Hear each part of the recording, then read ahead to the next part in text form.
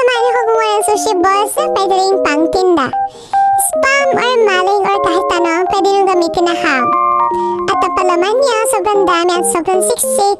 Kaya sa isang kagat, busog ka kaagad. Kasi sobrang lahat talaga ng ano na to. Sobrang sarap. Ito naman yung packaging na 7 pieces na pwede nyo na-ibenta ng 100 to 150 pesos.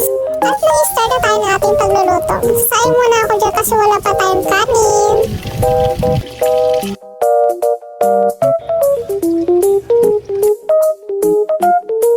At i-prepare na natin ang ating maling or spam or kahit anong ham ang ating gagamitin.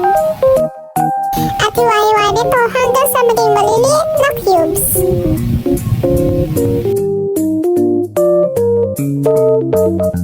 At pagkatapos lutunin natin siya sa maliit na kawali.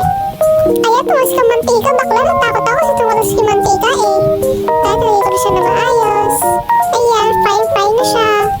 Haluhaluin lang natin siya hanggang sa maging golden brown at luto na siya pag brown na.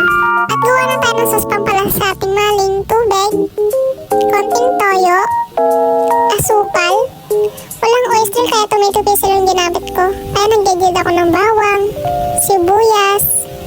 Haluhaluin na natin ang ating DIY sauce. At pagkatapos ilayan natin siya sa ating maling. Ang sarap ng ginawa kong sauce kahit walang oyster, nilagyan lang siya na bawang at sibuyas and tomato paste para magkalasa siya. Try nyo din.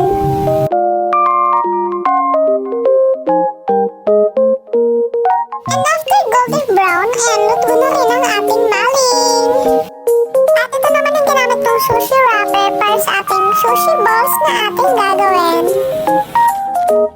At syempre, luto na rin ang ating kanin na ating sinain kanina. At ayan, nag-start na rin gumawa ng sushi balls guys. So, ganda rin niyo gawin. Pwede siya ibenta ng isang piraso o isang tub. Basta kayo bahal sa presyo.